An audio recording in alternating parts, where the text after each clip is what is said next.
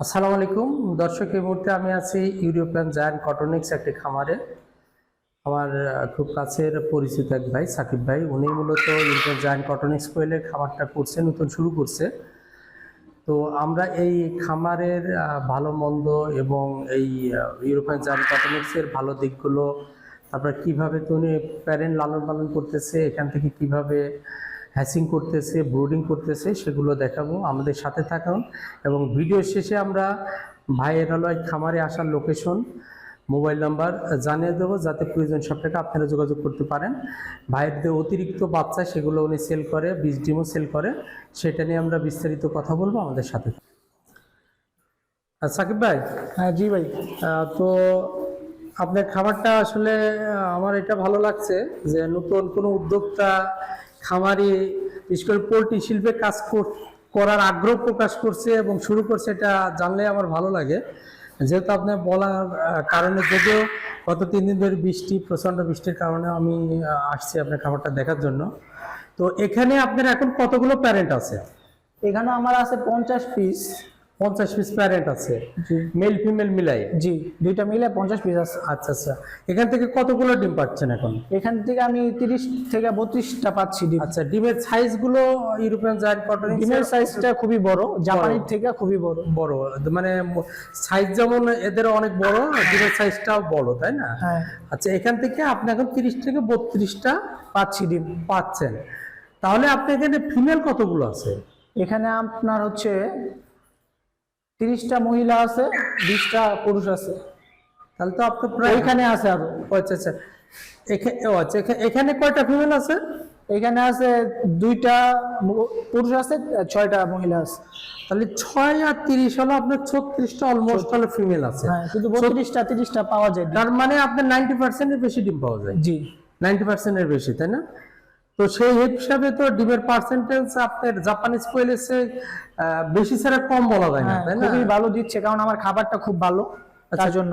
কোন কোম্পানির খাবার দিতেছেন? এটা হচ্ছে নারিশের লেয়ার ওয়ান, কোয়েল লেয়ার ওয়ান। কোয়েল লেয়ার ওয়ান হলো নারিশের খাবারটা, তাহলে রেজাল্ট খুব ভালো, খুব তাই না? ভালো। আচ্ছা, তাহলে আপনার এখানে 90% এর বেশি অলমোস্ট রেজাল্ট পাচ্ছেন। আর দর্শক মন্ডলী, আপনারা দেখতে পাচ্ছেন কোয়েলের সাইজগুলো মাশাআল্লাহ বেশ সুন্দর। ভাই, এগুলোর ওয়েট গড়ে কেমন আছে? এগুলা এখন আপনার 400 গ্রামের উপরে আছে প্রত্যেক পিস।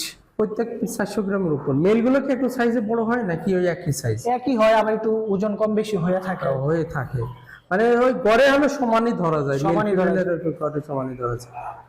তো ভাইয়ের হলো ব্রুডিং ইউনিটটা কোথায়? এখানে এই যে এখানে আমার ব্রুডিং এর ইউনিট। ব্রুডিং ইউনিট, এটা কতদিনকার বাচ্চা? এটা হচ্ছে আপনার 2-3 দিন হয়েছে। 2-3 দিন হয়েছে অলরেডি। আচ্ছা আচ্ছা, ব্রুডিং ইউনিটে এখন কতগুলো বাচ্চা আছে? এখানে আছে 150 পিস। 150 পিস। আর 150 পিস ব্রুডিং এ কতদিন রাখেন? এখানে আমি 10 দিন রাখি, 10 দিন পরে আমি লাইট অফ। 10 দিন পরে লাইট অফ করে দেন? জি। আচ্ছা আচ্ছা, লাইট অফ মানে যখনই 10 দিন পরে তখন এই ইউনিটে নিয়ে আসেন? হ্যাঁ, এই ইউনিটে নিয়ে আসি। এই ইউনিটে নিয়ে আসেন। আচ্ছা আচ্ছা, তাহলে এখন যদি কেউ নিতে চায় এগুলো মানে সেল করতে পারবে, হ্যাঁ, তাই না? সেল করতে পারবো।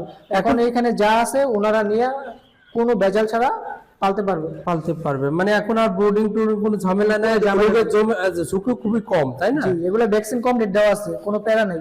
আচ্ছা, এইটাতে ভ্যাকসিন করা? জি। কয়টা করছেন ভ্যাকসিন? ভ্যাকসিন 2টা করা আছে, রানীক্ষেত, গাম্বুর। রানীক্ষেত এবং গাম্বুরা। এখন ওরা যদি নেয়, নেক্সট কতদিন পরে আবার ভ্যাকসিন করবে? ওনারা 3 মাস পরে করতে পারে, আবার আপাতত না করলেও চলবে। যদি বেশি নেয়, বাণিজ্যিক ভাবে করে, তাহলে করাটাও দরকার। আচ্ছা আচ্ছা আচ্ছা, বাণিজ্যিক করলে বা 3 মাস পর পর রানীক্ষেতের, বিশেষ করে রানীক্ষেতের ভ্যাকসিনটা কন্টিনিউ করলে তাহলে ঝুঁকি। রানীক্ষেতটা 3 মাস পর করলেই এনাফ। রানীক্ষেত এবং হলো গাম্বুরাটা না করলে হয়, কীটনাশক তো করতে হবে 3 মাস পর। আচ্ছা, তো ভাইয়ের হলো ইটা হ্যাচিং তো নিজেই করেন, তাই না? নিজেই করি, আমার নিচে মেশিন আছে, মেশিং এর ইনকিউবেটর। আচ্ছা, একটু হাতে দেখান তো এগুলো এখন সাইজটা মূলত এখন কত গ্রাম আসতে পারে? এটা 10 দিন বললেন না বয়স? এগুলো এই 14 দিন হয়েছে, মনে 14 দিন হবে। 14 দিন হবে। এটা হবে আপনার 90 গ্রাম হবে। 90 গ্রাম হবে। তার মানে ওই যে জাপানিজ যেগুলো পুলেট হয় আর কি, সেরকম সাইজ অলরেডি চলে আসছে। এখান থেকে যদি চাই কেউ 20 ডিম নিবে, ওটা নিতে পারবে, কোনো সমস্যা নেই। জিরো বাচ্চা ওটাও নিতে পারবে, 10 দিনের বাচ্চা ওটাও নিতে পারবে, যদি একদম বড়গুলা নিতে চাই ওগুলোও নিতে পারবে, মানে রানিং নিতে চাইলে রানিংও নিতে পারবে। রানিংও নিতে পারবে। আচ্ছা আচ্ছা, এখন হলো আপনি কি দামের ধারণা দিতে পারবেন, রানিং এর দামের ধারণা? এখন যদি কেউ নেয় আলোচনা সাপেক্ষে তাদের সাথে কথা হবে, মানে ধারণা মাইকে যোগাযোগ করলে তখন তখন আলোচনা সাপেক্ষে প্রয়োজন মতো ভিডিও কলে তাকে দেখায় এসে দেখে শুনে নিতে পারবে, দেখে শুনে নিতে পারবে।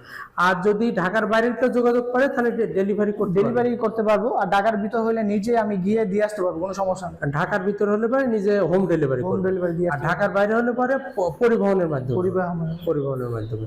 আচ্ছা, একটু আপনার ইটা দেখবো, ইনকিউবেটরটা দেখবো। এগুলো বয়স কতদিন ভাই? এগুলো বয়স হচ্ছে আপনার 10 দিন। 10 দিন? জি, 10 দিন বয়স। এখানে কতগুলো আছে?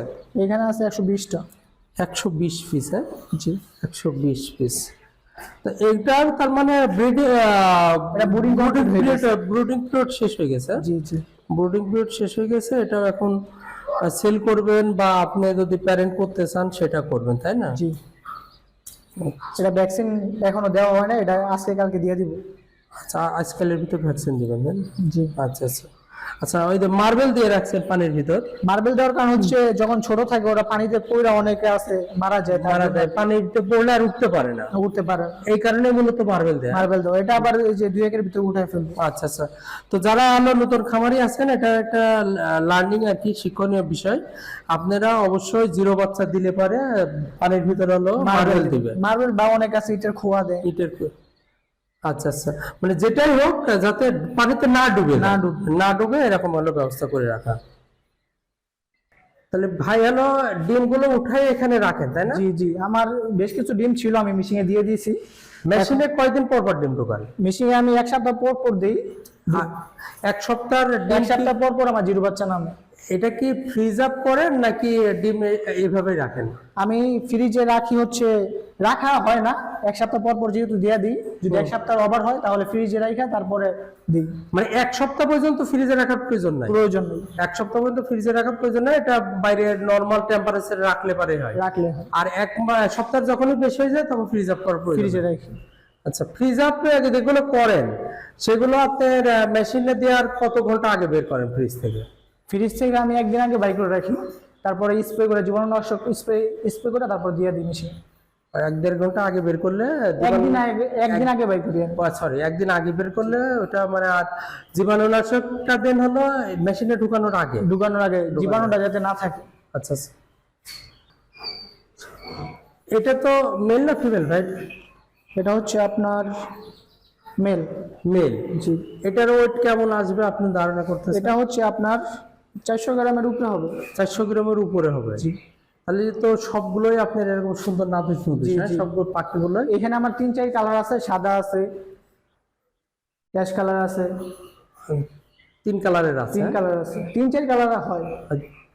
এটা তো প্রথম যখন আসে তখন তো সাদাটাকেই মূলত হাইলাইট সবাই করছিল, যেহেতু হোয়াইট জায়ান্ট হচ্ছে আপনার সবাই পছন্দ করে বেশি। পরবর্তীতে কালার গুলো সব মনে হয় মাল্টি কালার হলো আসছে। আচ্ছা আচ্ছা ভাই, আপনার সাথে যাই হোক কথা হলো, এখন আমরা এটা মেশিনটা দেখবো। ভাই, এটা আপনার কত ডিমের ইনকিউবেটর? এটা হচ্ছে আমার কোয়েল পাখি 900 ডিমের ইনকিউবেটর। 900 ডিমের? জি। আপনার ট্রে আছে কয়টা? ট্রে আছে এখানে আমার 9টা। ট্রে আছে আমার, হাঁস মুরগি হচ্ছে 300, কোয়েল পাখি হচ্ছে 900। আচ্ছা, মানে আপনার হলো সেটার এবং হ্যাচার সহ হ্যাচিং কি নিচেই করেন? হ্যাঁ, নিচেই করেন হ্যাচিং, তাই না? জি। তার মানে ট্রে আপনার হলো 3টা, সেটারের ট্রে হলো 3টা ট্রে। এক ট্রেতে 300 করে দেওয়া যায় ডিম? হ্যাঁ, এক ট্রেতে আপনার হচ্ছে এখানে ট্রে হচ্ছে 3টা, মানে ওই ট্রে 3টা, কিন্তু আপনার লেয়ার মূলত হলো 3টা লেয়ার। 3টা লেয়ারে মানে এক লেয়ারে আপনার 300 করে ডিম দেয়? জি জি, এক লেয়ারে 300 করে ডিম দেয়। আচ্ছা আচ্ছা। আর আপনার হলো এটা সেটার নিচেই হলো হ্যাচিং করে।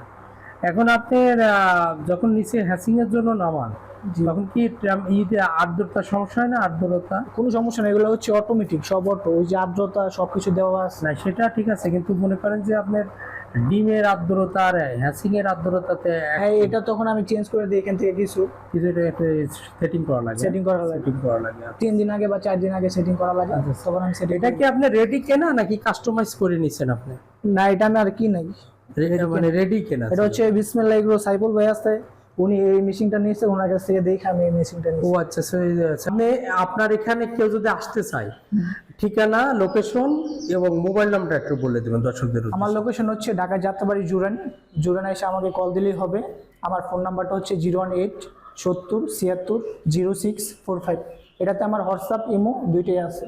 তাহলে জুরাইন হলো সবচেয়ে বিক্রমপুর প্লাজার সামনে এসে আপনাকে ফোন দিলে ফোন দিলেই হবে, আমি গিয়ে নিয়ে আসবো, সমস্যা নেই। আচ্ছা আচ্ছা। আর ঢাকার বাইরে থেকে কেউ যদি যোগাযোগ করতে চায়, হ্যাঁ, তাদের ঢাকাতে আসা সম্ভব না। সম্ভব না। যদি আসতে পারে আসবে, আর যদি না পারে আমি বাসের মাধ্যমে পাঠিয়ে দিতে তো পারি। সেক্ষেত্রে পেমেন্টের সিস্টেম? পেমেন্টের সিস্টেম কিছু টাকা দিবে, তারপর আমি বাকিটা হাতে পাওয়ার পর দিলে হবে, সমস্যা নেই। না, এখন মনে করেন যে আপনি পরিবহনে পাঠাবেন ঢাকার বাইরে, এখন ওনার টাকাটা সম্পূর্ণ পরিশোধ করতে হবে না কিছু টাকা? না, কিছু টাকা দিতে হবে, 10% দিলে হবে। আর পরে কি আপনি কি কন্ডিশনে মাল পাঠাবেন? কন্ডিশনে পাঠাবো, কোনো সমস্যা নেই, কারণ আমার পরিবহন পরিচিত আছে, ওটা সমস্যা নেই। আচ্ছা আচ্ছা। ওনারা যখন ওনার কাছে বুঝাই দেবে তখন টাকাটা বুঝাই নেবে। কিন্তু এখন বাংলাদেশের সব জায়গায় থেকে তো আপনার ফ্যাসিলিটি পাবেন না। পাবে না, হ্যাঁ এটা পাবে না, কিন্তু যারা ঢাকার ভিতরে আছে তাদেরকে আমি দিতে পারবো, সমস্যা নেই, আমি গিয়ে দিয়ে আসতে পারবো। তো দর্শক মণ্ডলী, আপনারা যদি যেখানে আপনার মনে করেন যে ঢাকার বাইরে পাঠাইতে হবে, পরিবহনে দিবেন, কিন্তু তার সাথে ওই রকম আপনার সম্পর্ক নাই, সেক্ষেত্রে টাকাটাকে অ্যাডভান্স, সম্পূর্ণ টাকা অ্যাডভান্স করতে হবে। হ্যাঁ, সম্পূর্ণ টাকা অ্যাডভান্স করতে। আর যদি এসে নিতে পারে সবচেয়ে বেশি ভালো। এসে নিলে পারে দেখে নিয়ে গেল, সেটা হলে সবচেয়ে ভালো হয়। তো